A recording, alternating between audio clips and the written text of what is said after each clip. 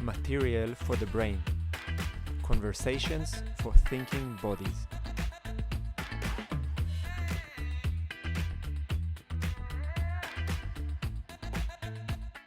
Hello and welcome to the fourth episode of Material for the Brain podcast.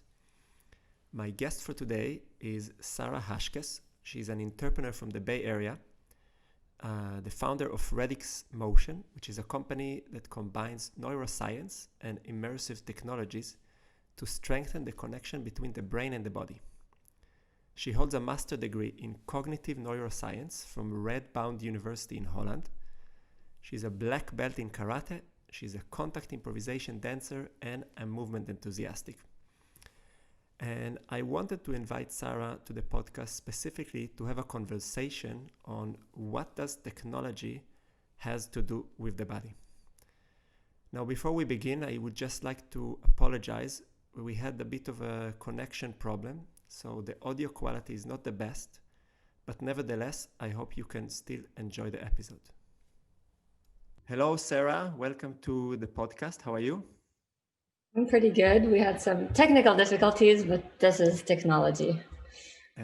No problem. Yes, it's part of life, improvisation. It is definitely.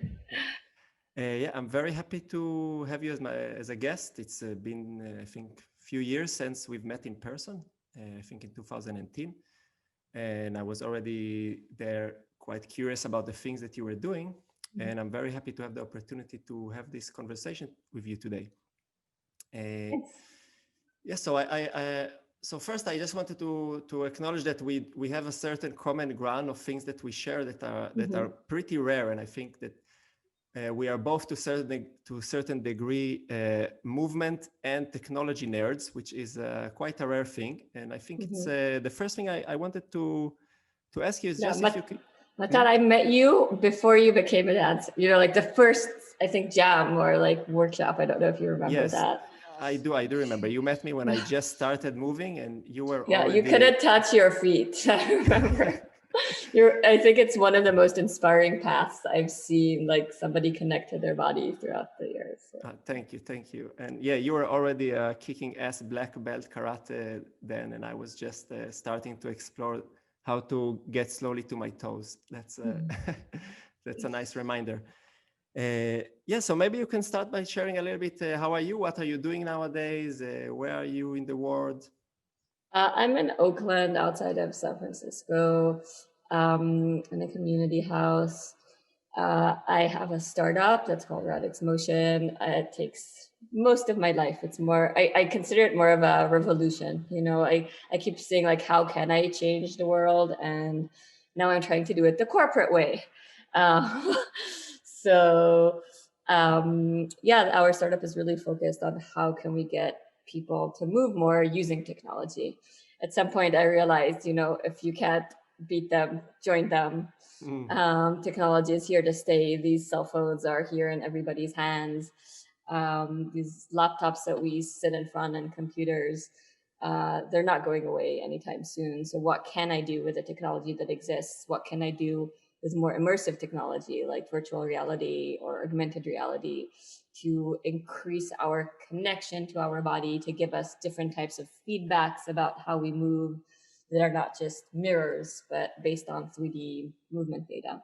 So that's basically what I do all day is between coding and dancing and moving and testing my applications, which is the most fun, user testing with other people, which is also very fun. But also make sure I get out every day to climb on some trees or train outdoors because, as we'll talk more, technology is not yet at the stage where it can replace reality.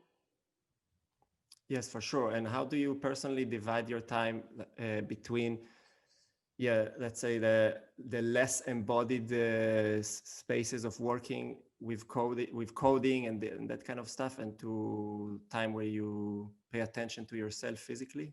Do you have some guidelines to this for yourself, or you just feelings? I try to take at least an hour a day of full-time movement outdoors. the bare minimum, if possible more, but that's the bare minimum. And I try to be aware and play around with how I move, and even while I'm working, not stay too in the same posture, keep moving my workspace, changing it around. And a lot of what I do is test. So all the time, get up, test, dance in my own virtual reality world. Or that's the nice part. The testing isn't with code. The testing is with my body, because what we're building are. And what do you do nowadays when it comes to physical embodiment? Like, what's your favorite things to do at the moment? So it's, I'm sure it's not a news to anyone that we're in a pandemic. And of course, one of the things I miss most is like practicing with other people closely. Most of the stuff I do is contact improv or martial arts, contact sports. And I think for many movers, that's become a very, very big challenge. I'm quite lucky that I do live in a community house that has a few other people that are interested in dancing or climbing or practicing with me. My partner especially, we do a lot of movement together. So I've moved a lot, as much as I can, to outdoor stuff. I'll go bouldering outside or climbing that is COVID safe and can be outside, and can still do that with friends and as it go. Cool. Yeah, I can definitely identify with this miss for training partner, and I think COVID definitely made a reflection on like who are the people who are living close to you, and what is their relationship to their bodies, because it affects your own relationship, and that's an interesting thing to notice. Let's dive a little bit into why you are here. Can you tell us a little bit on Radix Motion, and like what are you doing there? Yeah, so most of us do work to some degree with computers and technology all day, and these devices were not really designed by people that are very embodied or have a movement practice. They're really just utilizing our fingers to type in information and do abstract processing. And it doesn't have to be this way. We're getting to stages where we can detect our human body, we can detect our poses, with this, long-term vision of how can we connect to technology in a way that is healthy for us, that brings in more of our body into it. So that's the sort of long-term vision, and this gap that I see, because like you said, most technologists are not very embodied, and most embodied and dancers don't like technology because there's that gap. Technology can't really represent the body fully yet. But I feel that, if why I'm doing this is, if I don't do it, I don't see anybody else really working in this angle, in this domain. So it comes from a need of mine. And one of the biggest needs is to stay in dance and contact and physical play with people from all over the world that I can't see in normal day-to-day life. Like, I would love to be able to train in 3D with you, right? Get your 3D movements. You can't get this through video. Our brain is hardwired from an evolutionary perspective to process 3D data, very different than it just does 2D screen data. And I want that. Can you elaborate on this? Because I've just, in my last episode, I made a solo episode, and I talked a little bit on different ways of learning, and I talked a little bit about the difference between online and offline learning, and now you're pointing something that is connected, of course, to your background as a cognitive neuroscientist. So could you elaborate on this? Why is it different when I watch you on a screen and I watch your movement? Because for me as a dancer, personally, if I see you move on a screen, I have the skills to refer to what you're doing and copy it or whatever. So what is the difference on the brain level? So there's a few things. One, generally, the more different types of sensory input your brain gets, the higher level of brain activation you get. There's synergies between the different senses. So we have our proprioceptive sense, right, of where our body is in space, that is internal to us. But then we have our visuals, we have our eyesight, we have our smell, we have haptic touch sensation on our inside our skin. None of these things, except for visual 2D, do we get through a screen. So we're losing a lot of that data. Now, possibly as a dancer that has so much experience on how the body moves, you can compensate it and maybe, learn a choreography or something like that.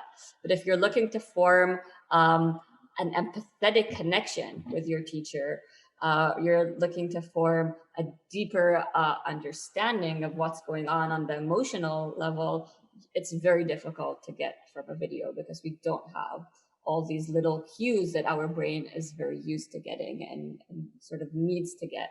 Maybe we'll change evolutionary if we're stuck in Zoom for the next decade, but hopefully not. So that's one thing. And the second thing is generally 2D data is different than 3D data. When we get 3D data, we're getting the depth perspective and are able to model that accurately, versus when we're just in front of a 2D screen, we're sort of just need to guesstimate, right? We don't actually have that perspective of something moving closer to us. We're seeing a 2D thing getting bigger versus a 3D thing actually moving in 3D space. And for our brains, 3D navigation is incredibly important. It's probably the origin of our memory. If you look at the hippocampus, which is where the memories are basically formed, you find specific cells that are called place cells that are all about where your physical body is in space.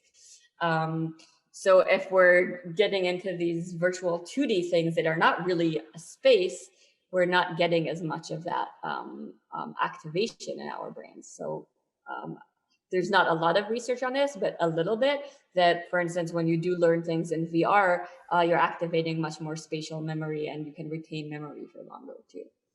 Very interesting.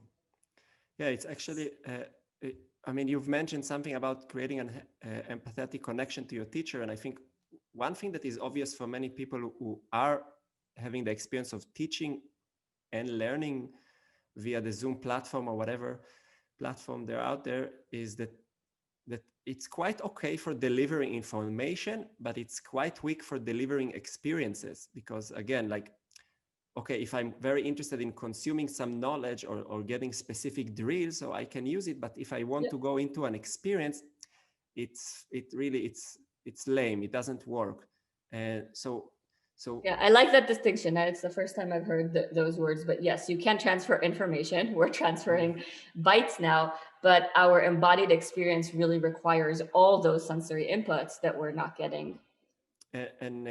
So why would VR would be that different? Because I would guess that at this point, many people who are interested in embodiment and in movement, they will still be skeptic. Why would I want to wear some plastic goggles, and why would seeing some virtual bites will actually be that different? And I guess maybe.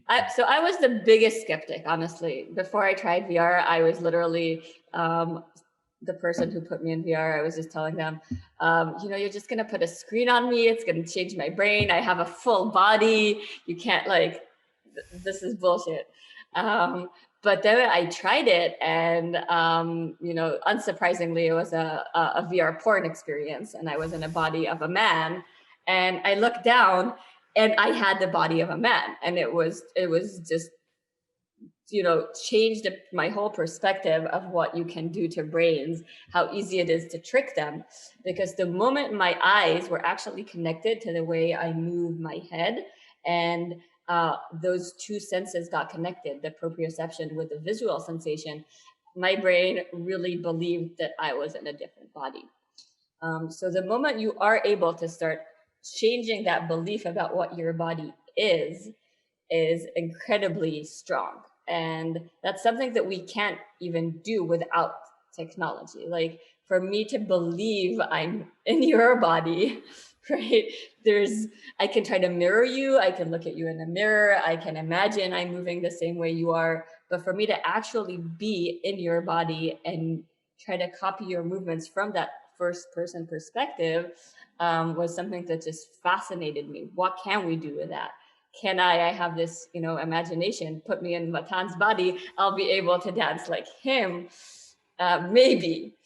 So that was a bit of a fantasy that I had, and I went into research trying to realize what are the limitations of this. Can I see data that shows me that this is actually helpful? But you mentioned the word belief there, but and I want to ask something because maybe I understand it already differently because I read some parts of your MA work. But when you mean belief, Yeah. what you mean now is that the brain believes, not like a belief in the sense of a religious belief or whatever belief, but that the brain actually starts to experience itself differently. Is this what you're meaning? Yes. So all my work is based on a framework that's called predictive coding, which I highly recommend everybody look into. This framework of cognitive neuroscience looks at the brain as a prediction machine that doesn't know what's going out in the world. The brain is inside a box receiving sensory inputs from the different senses. And the brain combines two sources of information, whatever is coming in constantly, but the brain also has a previous knowledge base. All the history, all the statistical correlations that have been learned previously are called priors or beliefs sometimes.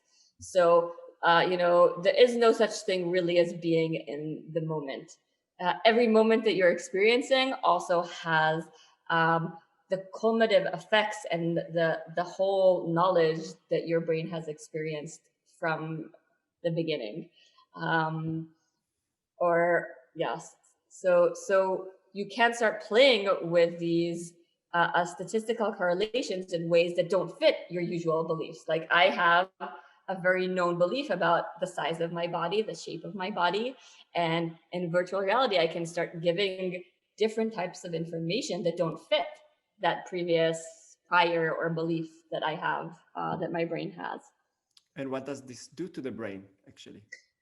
So it rewires it. There's VR is being used, for instance, to treat anorexia patients, and they can actually rewire people's beliefs about their body. So that's pretty amazing. That's very powerful. And we need to see how we use this in a healthy way, in the way that we want to use it, because we can expect, if we're seeing positive results with anorexia patients, we might also start seeing the opposite, negative results, right? If you're, I don't know, playing all these VR games and you're always this big, strong creature, and then you take off your headset and that's not what you are, we might start seeing these experiences cause dysmorphia in different types of ways. So Yeah, that's also important. It's exactly what I was thinking, because there is a certain like a double-edged sword. On one hand, Yeah. I can disconnect from my body and get into a different body and learn something, but I can also literally disconnect. So what's your take on it? What do you think is the way to navigate in this new realm that is relatively new, I would say, no? Yeah. So my recommendations, and we actually built this room in one of the biggest platforms that is called VR Chat, where people can just basically like Second Life, but in VR. And we built a room explaining to people what VR does to their brains with some recommendations. And our recommendation is don't get too attached to your avatar. Switch it up a lot. Even change avatars that are less similar to you. Because when things are too similar to you, but a little bit different, that's when it starts really competing with the regular belief that you have. We as humans have great capacity to put on costumes, use tools, and put them down, right? And go back to just being without these tools, without these costumes and different clothing. All these things affect our sense of bodily self.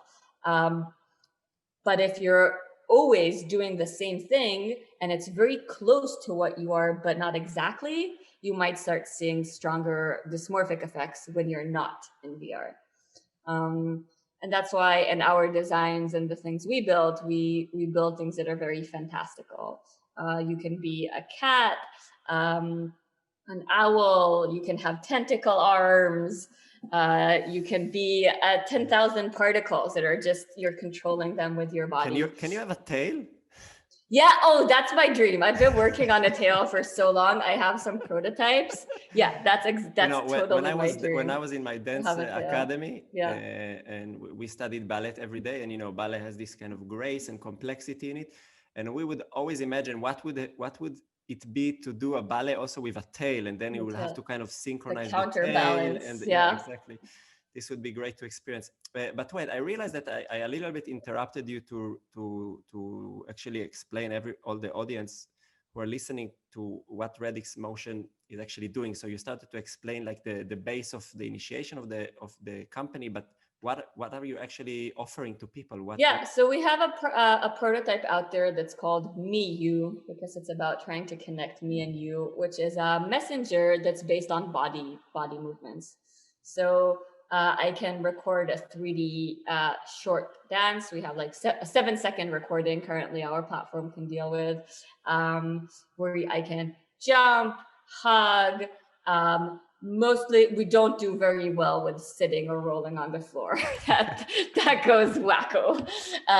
But things like juggling, upper body, boxing, anything that you want to basically record a movement, and we enhance these movements with games. For instance, there's a game when I go like this, I can throw hearts that you can catch. There's a game when I jump up and down, I sprout little truffles that people can go around and collect. There's a clapping game. So things that you do with your body will actually create a game for your friend to play with in 3D space. So instead of me just typing messages, I can start interacting in a different way, you would say a more physical way. Yeah, exactly. Instead of sending somebody like a heart emoji, you can get off your chair, do a little dance, blow some kisses, and that person will actually receive that either in virtual reality or on their mobile phone in 3D space and can interact with that. Now, currently, this is all avatar based. So they're not going to see you; they're going to see you as a cat or an owl. And we're seeing a lot of, I guess when we user test, people are not connecting to that, especially in AR. In virtual reality, it's very immersive, but we're trying to use mobile phones too to get people to communicate in this physical way. And we've definitely identified that most people do not connect empathetically to or don't identify, the jumping owl or cute cat with matan necessarily. So yeah, if I send, especially if we're trying to do, we're really hoping to create some like intergenerational thing where grandchildren can send their grandparents some hugs. Like everything with COVID now, people are so distanced that we're trying to use technology to bring them physically in a physical interaction together. So we're prototyping a type of new approach where we're going to be combining video, but with 3D interactions. And we're going to see how that goes. We might have something ready by Christmas or New Year's, hopefully. And one thing that I remember that you've mentioned, and when we met in 2018, you told me, I mean, I know your background as a martial artist, and you told me that you've been also utilizing VR also for training. Yeah. And can you share a little bit about? Yeah. So it's had yeah. So for instance, what I've done is shadow box myself, right? Record myself and then play it back. So I'm fighting myself in 3D. And that was very fun. I was like, whoa, I'm so fast. That's pretty great. But also I could see, like, wow, my head, like this gap that I have, like my head's actually pretty open. And it helped me like realize I should be relaxing my neck more and closing angles more, because when your teacher tells you 1,000 times, do this, you're like, okay, I'm trying. Even when you record on 2D video, which is helpful, right? When you record your movements on 2D video, but then when you're actually interacting with your own movements and trying to fight yourself, there's a lot to learn there and a lot to like improve in a much more interactive way. So that's one thing I did. The other is record actually some students in my class. Last time I visited Israel, I recorded some of the advanced students and also my brother, and I can train with them now. It's of course not very improvised, but we have a lot, in martial arts, a lot of the exercises are very, in some ways, not improvised. You're just standing in front of somebody, bow, and you know that somebody's going to now punch you and you need to block or move.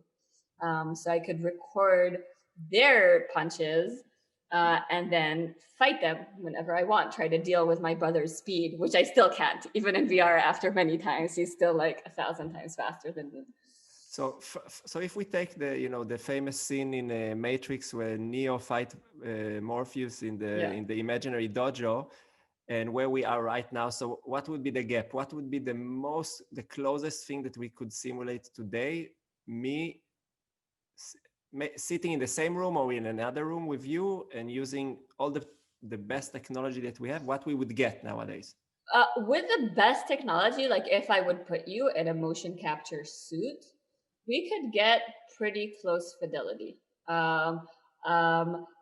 You'd get a little bit of weird things on like elbow placements, slightly, and some, like especially with your movers, you'd see that the fluidity isn't the matan fluidity that you know, but you would get very accurate poses of placements of your joints in space and time, and you could potentially stream that to me, and I would be in a totally different space fighting you.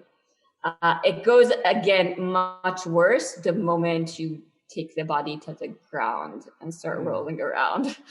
A lot of this is, so it's a problem that's called inverse kinematics in this space, where we have some of the points of where the body is, and we try to build a model of where the other points are and what the rest of the body is doing.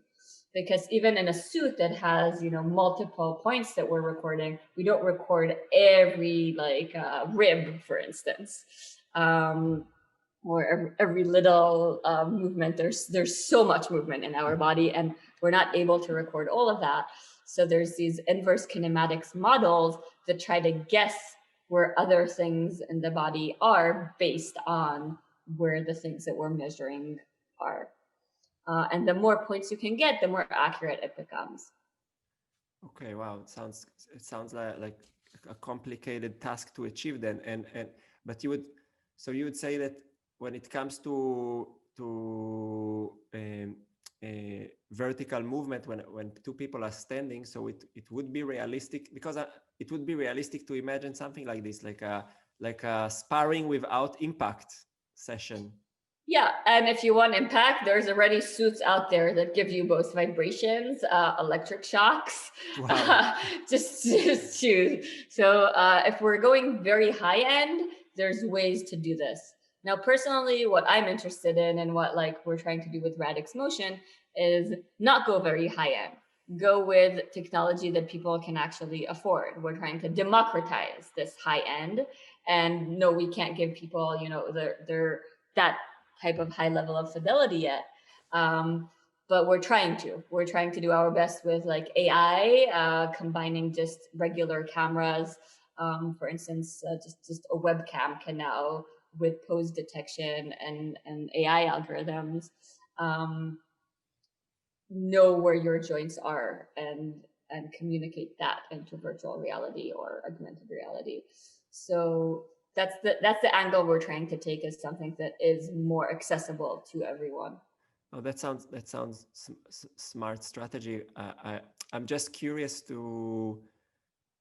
because of course everything that is now extremely expensive, in 10-15 years maybe it's in every living room. And the reason I'm asking, because again, like what I like about your approach, that you're utilizing knowledge from neuroscience to actually back it up into something that would make sense to why would I want to train like this, because I can always just go to the next boxing gym and find a partner to spar. But maybe with what you're proposing, I would be able to access a specific trainer that I want that doesn't live Exactly. here and work with him, and Exactly. or participate in a dance class with a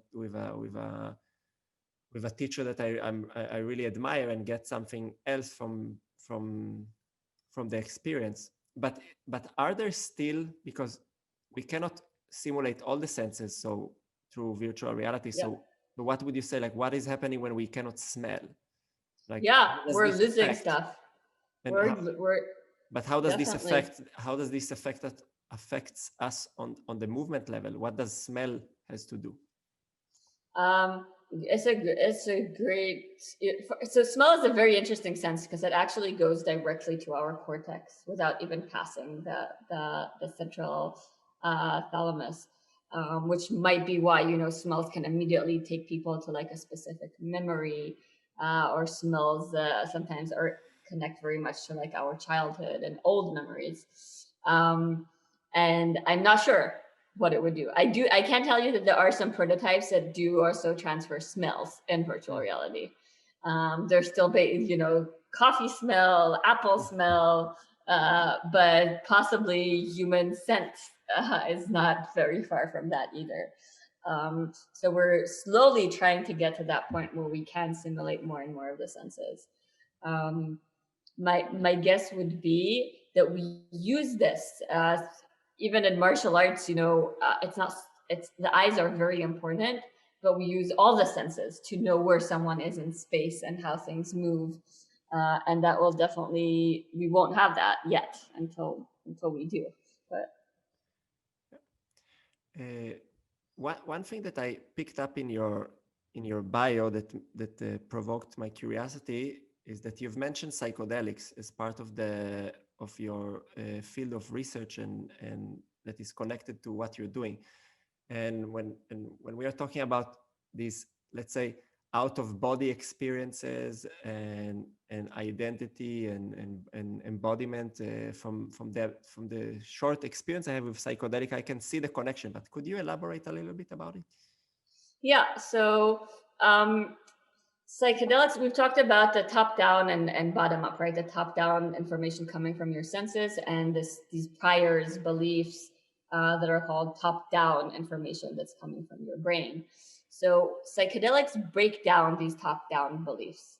An example I like to give is if you imagine what your brain is constantly doing is building sand castles. There's just like lots and lots of sand coming from all of this sensory input, and your priors, your beliefs are having these buckets and trying to build the reality. We're constructing our reality all the time. So psychedelics take these buckets that you have and break them down into smaller buckets, into weird shaped buckets, less likely shaped buckets.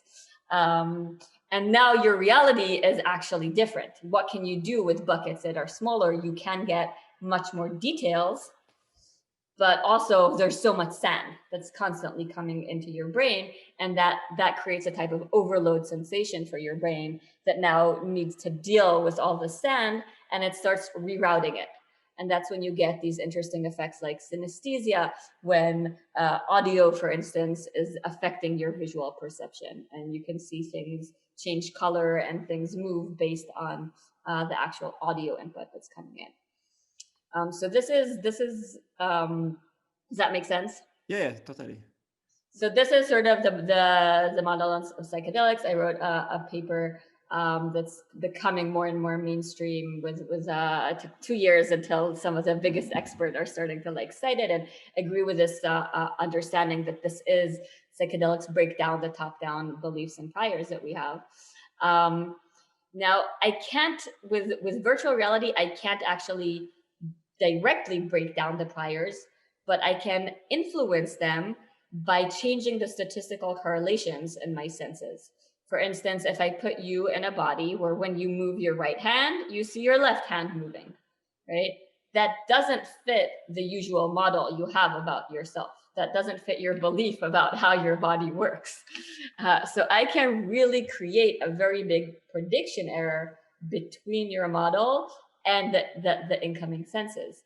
And now your brain has a choice. It needs to figure out what it's doing with all this prediction error, all this new sand that's coming in.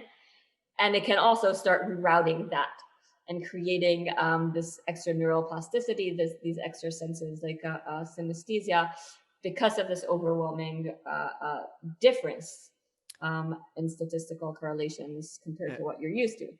And I guess many people who have experiences with psychedelic also associated to healing, a lot of work with trauma. Yeah. At least that's the context that I've been exposed to psychedelics. Yeah. But do you see the possibility to use this effect of, as you say, to break the top-down connection with VR? Do you see any beneficial things also in that regard, or would you say that it's more like mind tricks at this point from what we know? There's lots of research on benefits, both in psychedelics and VR, around things, again, like treating, both of these tools can very much help with treating trauma, changing the beliefs you have about yourself, allowing you to connect to your inner traumatized children parts and reprogram them to feel safe within the adult context that you are currently in, because it increases the neural plasticity, and we see this usually lost in age. There's a very specific in the development stages that a child goes through. There's very specific times where things become very plastic, and then there's a pruning that happens, and the connections between the neurons are broken. So whatever is informed at that point in time gets less plastic, and it's much harder to train in a specific skill. For instance, they know this about languages, that if you don't, I think until the age of 2, if you're not exposed to a language, you'll never really be a native speaker. You might be able to speak the language very well, but they will be able to identify in your brain activation that you're not a native speaker. So if we can take this extra plasticity, either with psychedelics or with virtual reality, we have the chance to revert our brain to a more childlike state where we can retrain it to do things that possibly, we weren't privileged enough to grow up, for instance, in a place where we got exposed to these skills or this type of training or this type of care. So that's very exciting. And maybe just to elaborate a little bit on this topic, and what is your opinion more on the on the social level that the VR experiences can take us? Like what do you, because again, like there's a lot of possibility to play with identities, and I'm curious. Yeah, so that's a big part of why I'm like dedicating so much of myself to this, because it has huge potential, but this isn't going to come from the big companies. Facebook is not going to help us come closer, actually. They're going to keep trying to sell us advertisements to things we don't want, and all these things that we're seeing in the negative impacts of our social networks. So there's huge potential in being able to really understand what it means to be queer, to understand that there's things that go beyond gender and biology into the domains of understanding the deeper parts of what goes on in our brain, the deeper parts of what we can express through our movements. And that's why I'm so fascinated and so want to bring in the possibilities that this technology allows, because I don't think it's going to come from the mainstream. And I think it needs to come from the people that want this. Take it a bit further. So what do you? So a lot, like we've been called a lot of like, following in the ideas of Terence McKenna. Like, if I am spending a day in Matan's body, right, will I then be able to have a bigger sense of empathy towards him? I'm talking, for instance, with a couples therapist, and he might be piloting a thing where you can now record VR video, right? So imagine he's doing a session with one part of the couple, and they record that session in VR, and then the other part of the couple goes into VR and experiences that session, but from that person's perspective. So they can actually hear that person's voices if it's coming from their own head, look down and see the body movements, how that person, physically reacted and felt through the somatic experience of the body. Will that person then have a stronger empathy towards their partner? Will they be able to understand the pains that they don't have, but their partner is feeling just by being embodied in that partner's body? And is it relatively, is there, I wonder, is there already literature within the psychological world domain on VR and therapy like that? Like to what you're saying about the embodiment and yeah. So there's a lot of literature on, for instance, bias training. They've done things with putting white people inside of bodies of Black people. And they show that there is an increase in empathy. They've taken abusive people that are in a domestic abuse situation where they're being, anger tantrums or violent, and put them in bodies of children experiencing this trauma, from a child perspective of seeing an adult. And they've shown that had a very strong and effective, as an effective intervention. And you need to be careful because you can actually really traumatize a person. You can also, if it's like too much, sometimes the brain just shuts down and dissociates, and then you decrease the levels of empathy. So there's like a thin line to traverse around how much this person can actually experience. If you put them through like too much hell, they'll just like break down or be traumatized themselves. Yeah, so you really need to be careful. But I guess that's kind of the risk in every therapeutic method, no, like that you want to do it in a way that enables the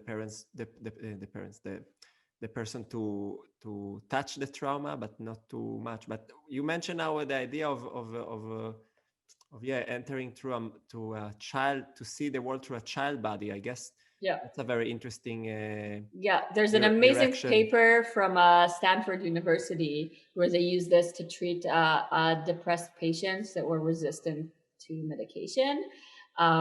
And in that experiment, you start in VR, you see a child that's crying, and your therapist sits with you, tells you, can you calm down that child? Just be nice to them, calm them down. And then the next part of the experiment, the person finds themselves in that body of that same child, and then sees their own avatar that they previously recorded, talking to them with their body movements, calming them with their own voice. And that was also shown to have really positive results for people. Because once you can, your adult self can now actually have direct contact with your child self.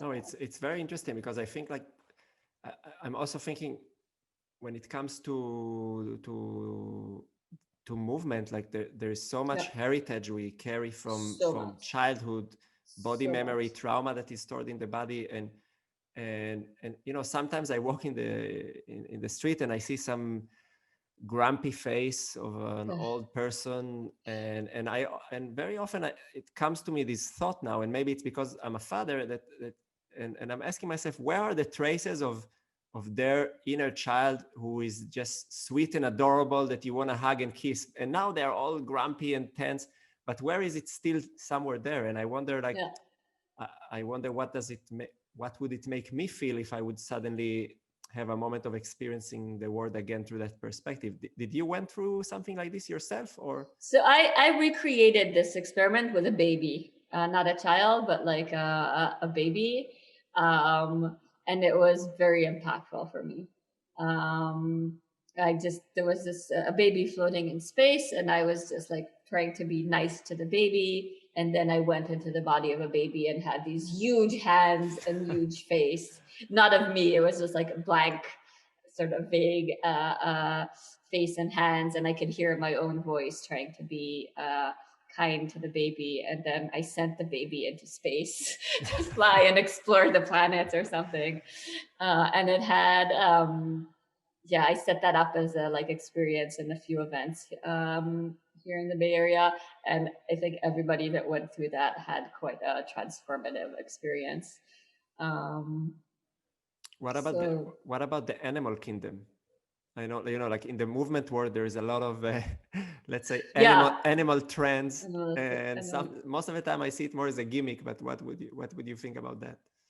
I think it's genius. I think it, and these ideas came to me actually. Shira teaches a lot. Shira Yaziv, which we both know, teaches a lot with like metaphors, visual metaphors around sometimes tales and different animals and things that you do.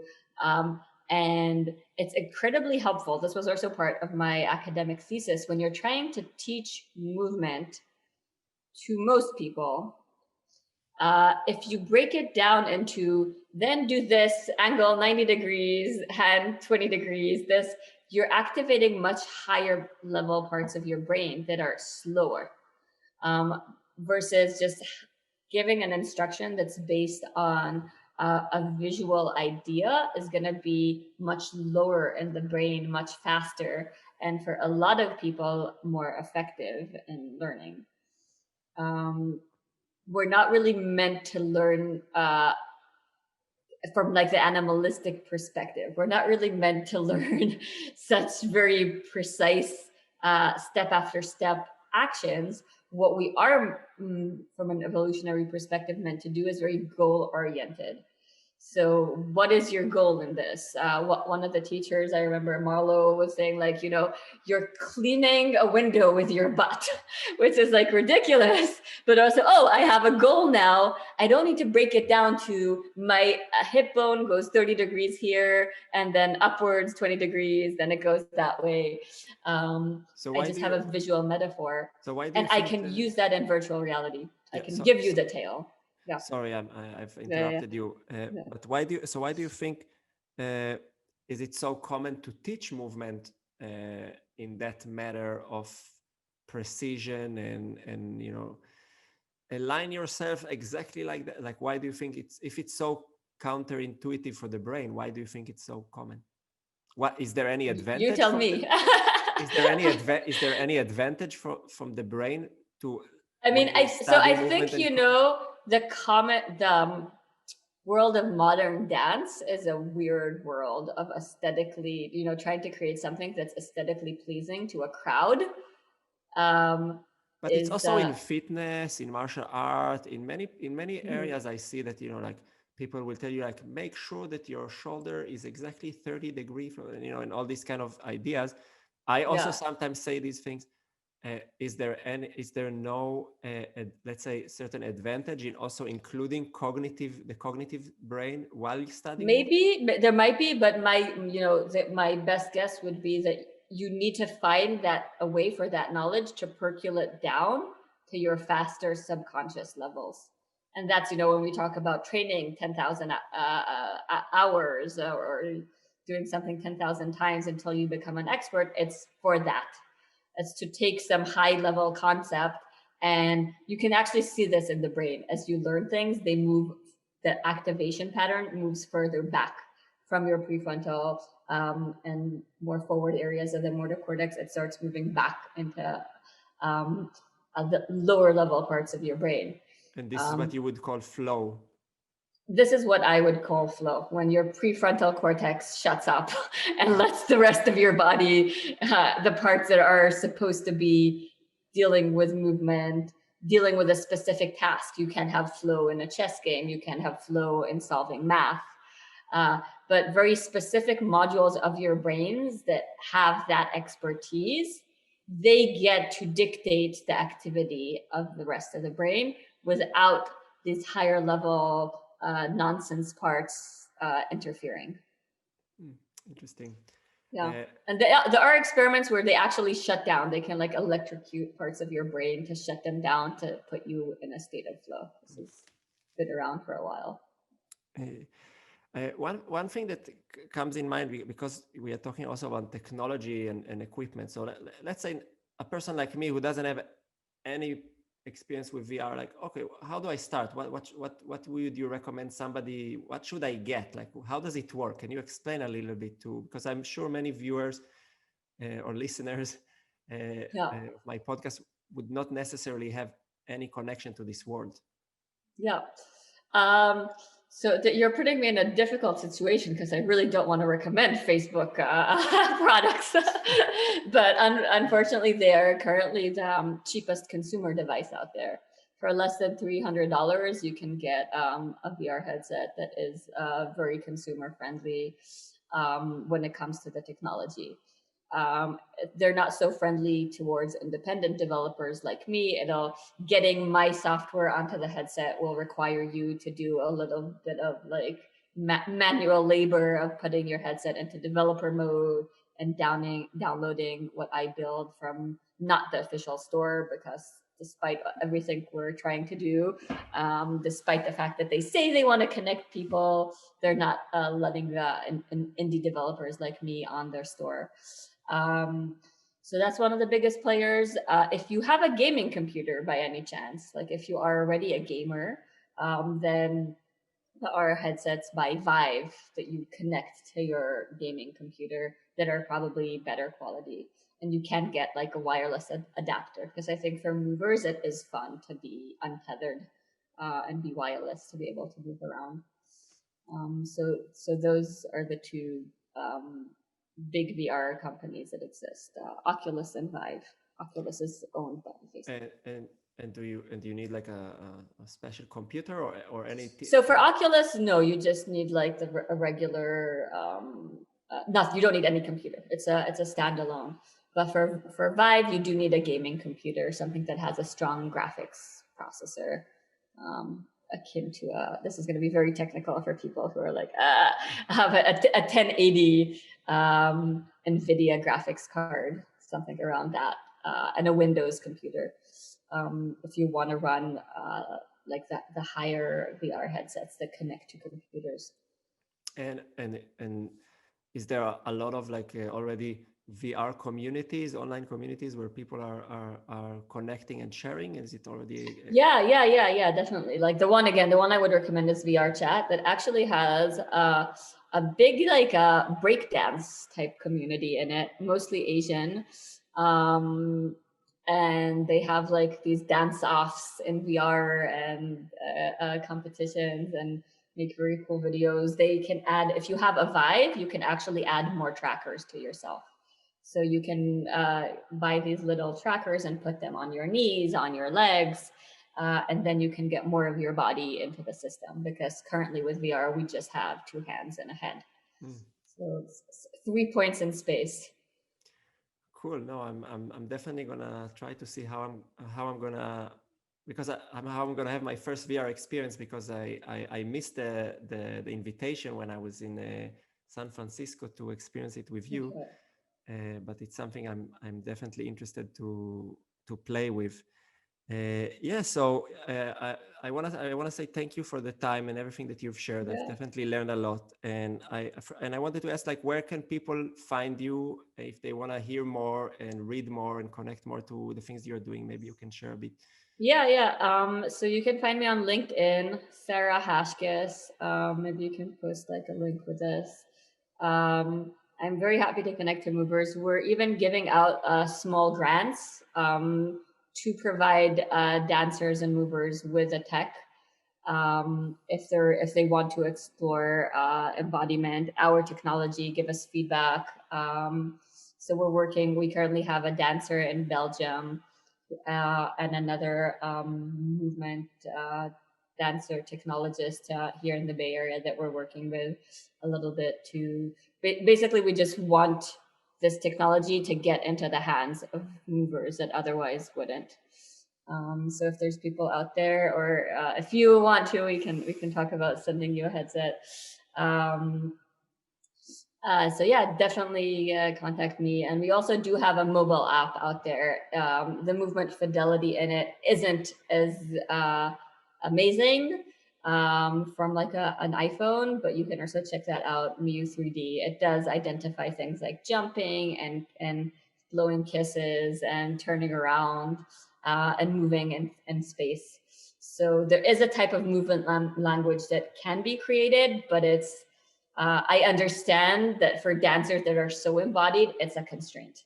So if people are down to, look at this as a creative constraint of how they can communicate with their bodies with the limitations of the technology, I think they might find it very interesting. They can try that too. Cool. So I will make sure to put links to all your social medias and your company website. And and I hope that next time we meet, we can also use the VR together and have this a more complete way of experiencing each other. Yeah.